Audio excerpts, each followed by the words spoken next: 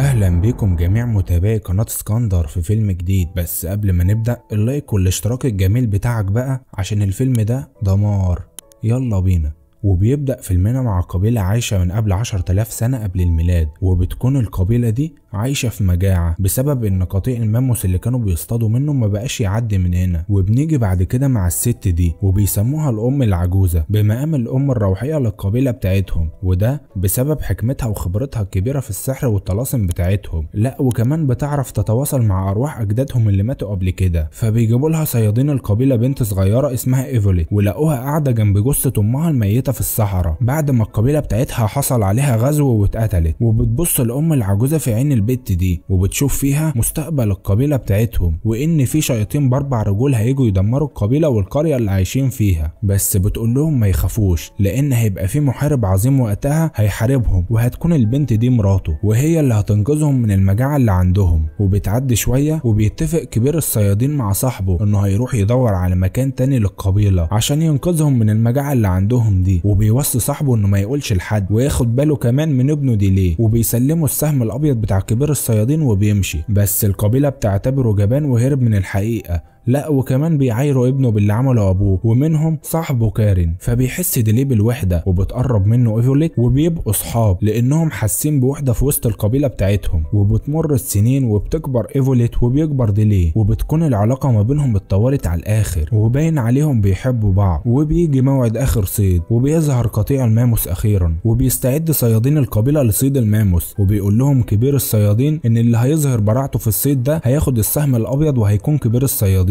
وطبعا بتكون المقارنه ما بين ديليه وصاحبه كارين، اقصد اللي كان صاحبه، واللي هيفوز هياخد طبعا ايفوليت معاه. وبيبداوا في صيد الماموس العملاق ده وبيتسحبوا عشان يصطادوهم. وبيطلع ديليه مره واحده وبيعمل حركات عبيطه كده عشان يخوفهم، فبتعمل الماموس نفسهم مصدقين وخايفين منه زي مقلب اليوتيوب ورامز جلال بالظبط كده. وبيجري الماموس وبتجري وراه الصيادين، وبيكون في نصهم ديليه والماموس صلاه النبي عليه ايه وحوش وحوش. وبيقع في نصهم وخلاص هيموت، بس ما ينفعش يموت طبعا، احنا لسه في اول الفيلم. وبتحاول القبيله من الناحيه التانيه تصطاد الماموس، وفعلا بيصطادوا واحد منهم وبيوقعوه في شبكه وبيحاولوا يمسكوه، بس بينقطع الحبل وبيهرب الماموس وبيجر الصيادين وراه. بس ديليه بيفضل ماسك في الشبكه وبياخدوا الماموس في حته بعيده كده ورا مصنع الكراسي وخلاص هيزنقه. فبيحاول ديليه يضربه بالسهم وهوبا ما بتاثرش فيه، فبيزنق السهم التاني بين صخرتين وبيطلع يجري الماموس وراه وبيخش السهم في الماموس. فبيقع الماموس على السهم وعلى ديليه، وبيكون اللي شايف كل اللي حصل ده عمه تكتك. وبيطلعوا ديليه من تحت الماموس وبيفرحوا جدا باللي عمله. وبيروح ديليه للام الروحيه وبيقول لها انه يستحق السهم الابيض ويتجوز ايفوليت كمان. فبتديله السهم الابيض وبيتجوز ايفوليت، وبتحتفل القبيله بجوازهم وبلحم الماموس اللي اصطادوه. وبيلاحظ ديليه ان عمه تكتك ما احتفلش معاهم، فبيروح له الخيمه بتاعته وبيقول له تكتك انك كده كدبت على القبيله، وان انت اللي ما قتلتش الماموس ولا حاجه، هو اللي وقع على السهم. فبيقول له ديليه ان كان لازم يقول لهم كده ويكذب عليهم عشان ياخد ايفوليت وما تروحش منه. وبتعرف ايفوليت باللي حصل ده وبتتضايق منه. وبيعدي شويه وبتصحى الام الروحيه مخضوضه من النوم وبتطلع بره، وفجاه بتلاقي الشياطين اللي ب4 رجول داخلين على القبيله، وما بيكونوش شياطين ولا حاجه، دي ناس عاديه بس راكبين خيل. وبيشوفهم ديليه من بعيد لانه بيكون بايت بره، وبتهجم الجنود دي على القبيله وبتضربهم وبتأسر الرجاله اللي فيهم. بس بيشوف القائد بتاعهم بنت حلوه كده وجميله وعينيها زرقاء، فبيعجب بيها وبياخدها معاهم. وبيكون ديليه وعمه تكتك مستخبيين منهم وشايفين اللي حصل ده. وبيزعل ديليه على حبيبته ايفوليت اللي راحت منه، وبيكون الحزن مأثر على سكان القبيله كلهم. وشويه وبيقرر ديليه هو وتكتك وكارين انهم هيروحوا ورا الجنود دول عشان يرجعوا ايفوليت والرجاله المخطوفه. وبيبداوا المشي في طريقهم وبيتتبعوا الاثر بتاعهم، وبيعدي الوقت اكتر وهم ماشيين، وخلاص التلج زاد عليهم على الاخر. بس بيكونوا وصلوا اخيرا لمكان الجنود اللي قاعدين فيه في السكه، بس بيكونوا مستخبيين منهم طبعا عشان ما يشوفوهمش. وبينجح ديليه انه يحرر حبيبته ايفوليت منهم. يلا يا عم مش وقته ده. بس فجاه بيجي لهم نسور ضخمه كده وبتحاول تهجم عليهم، ودول يجروا من هنا والنسور تجري وراهم من هنا. فبيخبي ديليه ايفوليت في مكان كده وبيقول لها خليكي مكانك هنا وانا شويه كده وهجيلك. وبيطلع بره وشويه وبيموت نسر منهم، وبيطلع يجري ديليه وبيجري وراه النسر التاني وبيكسر الشجر اللي مستخبي فيه. وايه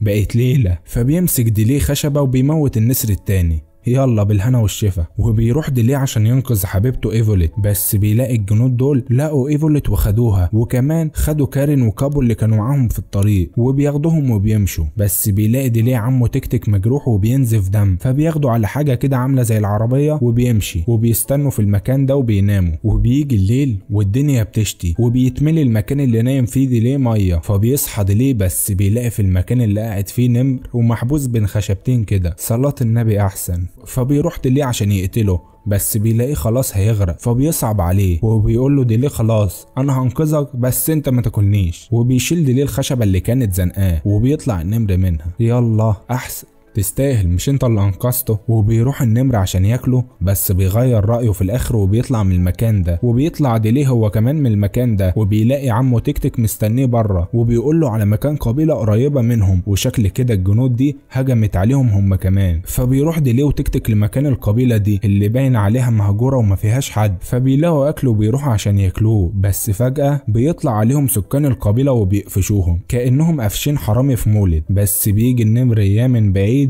وهو بيخش عليهم، فبيخاف سكان القبيلة وبيرجعوا لورا، وباين كده ان النمر ده حاجة زي اله كده عندهم. وبيقرب النمر من ديليه، فبيقول له ديليه صلى على النبي، امال انا اللي انقذتك من شوية، مش فاكرني ولا ايه؟ فبيفتكر النمر وبيدافع عنه من سكان القبيلة. وبيمشي النمر بعد ما الدنيا بتبقى تمام معاه، فبتتلم عليه القبيلة وبيكونوا مستغربين جدا منه لانه طلع عارف الاله بتاعهم وبيعرف يتواصل معاه كمان. وبيعرف بعد كده من سكان القبيلة ان ابوه كان عايش هنا بس مات من فترة كده، وهم عرفوه من الشبه اللي بينه وبين ابوه. وبيقول له كبير القبيلة ان عندهم اسطورة كده بتحكي ان هيجي شاب وهيعرف يتواصل مع الاله بتاعهم، وهيكون هو اللي هيحرر اهل القبيلة من اللي حصل لهم. وطلع ديليه هو اللي عليه العين والنني. وبيقول له عمه تكتك ان ابوه فعلا ما هربش وكان رايح يدور على مكان للقبيلة عشان يعيشوا فيه. وبيجي الصبح وبيلم ديليه رجالة القبيلة وبياخد رجالة القبيلة اللي جنبه كمان، وبيروحوا عشان يحرروا شعبهم. وبيمشوا في الصحراء ليل ونهار، بس بيشوفهم قائد الجنود وبياخد الجنود والرهاين بتوعه بسرعة من المكان ده للنهر عشان يروحوا. وبيقرب ديليه والرجالة من النهر وبيسمعوا صوتهم من بعيد، فبيروحوا بسرعة عشان يشوفوهم، بس بيلاقوهم خلاص ركبوا المراكب ومشيوا. فبيتضايق ديليه وبينادي على حبيبته ايفوليت، وبتشوفوا ايفوليت من بعيد وبتفرح وبيرجع لها الامل تاني هي والناس المخطوفة معاها، بس خلاص بيكونوا بعدوا عنهم وما بيعرفوش يرجعوهم تاني. فبيقرر ديليه هو والرجالة انهم هيمشوا في الصحراء ويرجعوا اهلهم، بس وهم ماشيين في الصحراء بتتعب ناس منهم وبتقع على الارض، فبيضطروا يباتوا هنا. بس في نفس الوقت بيحاول قائد الجنود يحكها مع ايفوليت وبتاع، الصراحة من حقه،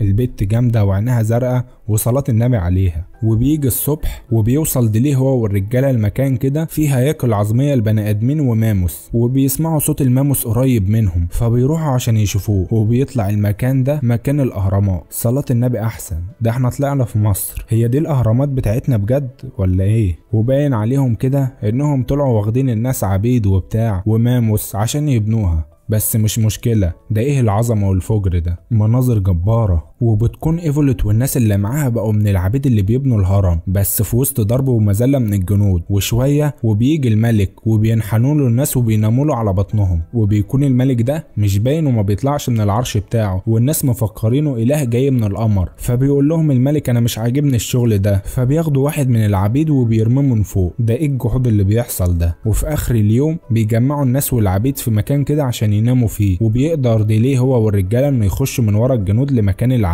وبيحاولوا يعملوا خطه للانقلاب على الجنود دي. بس بيقول لهم راجل اعمى عايش هناك ان في اسطوره عندهم بتقول ان في صياد واحد بس هو اللي هيقدر ينقلب على الملك وجنوده ويحرر العبيد، وبيكون في جسمه علامه كده شبه نجوم السماء. فبعد ما بيجهز ديليه خطته بيطلع من مكان العبيد ده، وبيلاقي واحد من اللي كانوا معاه خانه وقتل عمه تكتك، وبيديله تكتك السهم الابيض وبيقول له انت الصياد الاسطوري اللي بيتكلموا عليه وكمل مسيره والدك. وبيموت تكتك، فبيزعل ديليه عليه، وبعد شويه بيتشجع وبيقوم يشجع الرجاله بتوعه عشان يبداوا الحرب. وبنيجي بعد كده مع ايفوليت واللي بتكون خادمه من خادمات الالهه، وبيخش عليها قائد الجنود وبيحاول يحتك بيها، بس هي بتاخد منه الخنجر ولسه هتقتله، بس بيخش الحراس عليهم وبيقبضوا على القائد ده بتهمة الخيانة، وبيلاقوا على ايد ايفوليت العلامة بتاعت الاسطورة بتاعتهم، فبيتخضوا منها وبيجروا بسرعة وبيقولوا للكائن بتاعهم عليها، وبياخدوها وبيروحوا لقصر الملك. وبيتأكد الكاهن بنفسه من العلامة دي من النجوم اللي في السماء، وبيروح بسرعة للملك عشان يقول له. فبيتخض الملك من كلامه وبيشوف ايديها، وبيقول لهم ان كده خلاص دي نهايتهم، والصياد الاسطوري موجود في وسطهم. وفي نفس الوقت بيعرف ديليه ورجالته يتنكروا ويخشوا وسط العبيد ويوزعوا نفسهم عشان ينفذوا خطتهم، وبيبدأوا في الشغل. وخلاص بتيجي ساعة الصفر وبيبلغوا الباقي بيها، وبيروح باكو والعيال اللي معاه وبيفكوا الحبل اللي رابط الماموس بالصخر، وبيبدأوا يضربوا الجنود ويرموهم من فوق، وبيقوم الانقلاب خلاص. وبيشوفوهم العبيد من الناحية التانية وبيعملوا انقلاب هم كمان عليهم، وبتيجي جنود الملك من تحت وبتجري العبيد على فوق عشان يستخبوا منهم، وبيضربوا في الجنود وبيفضلوا يدعكوا في بعض. بس الجنود بتضرب كارين وبتموته، فبيتضايق ديليه وبيضرب الماموس بالرمح عشان يضايقه ويثور على الجنود ويهجم عليهم. وفعلا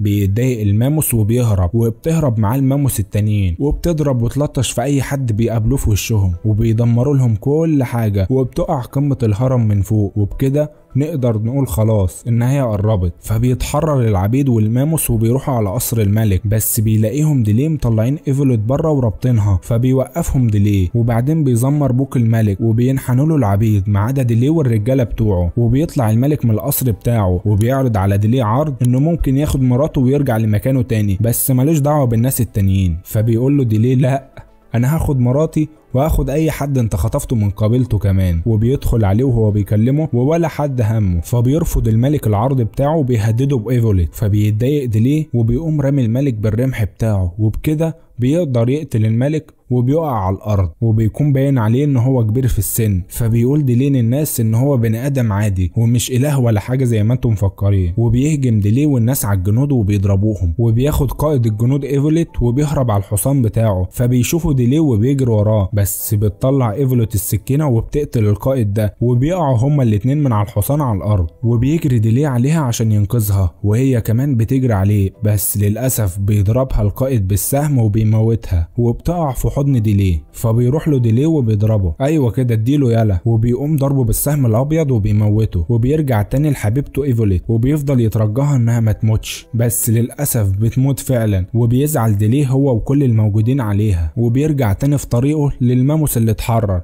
بس في واحد منهم بيقف وبيديله علامة كده ان الام الروحية اتواصلت مع ارواح اجدادهم انهم ياخدوا روحها مكان روح ايفوليت. وفعلا بتضحي الام بروحها عشان تنقذ ايفوليت، وبترد لها روحها تاني وبتفوق. فبيفرح ديليه جدا وبتفرح القبيلة بيها، وبيرجعوا تاني لمكانهم، وبيديلهم قائد القبيلة التانية شوية بذور عشان تنقذهم من المجاعة اللي عندهم. وبكده بيخلص قصة فيلمنا معانا على كده. وكان معاكم ديشا اسكندر، وما تنسوش بقى اللايك الجميل بتاعكم هنا وعلى الفيس، واشتراك في قناة اليوتيوب بالحب كده.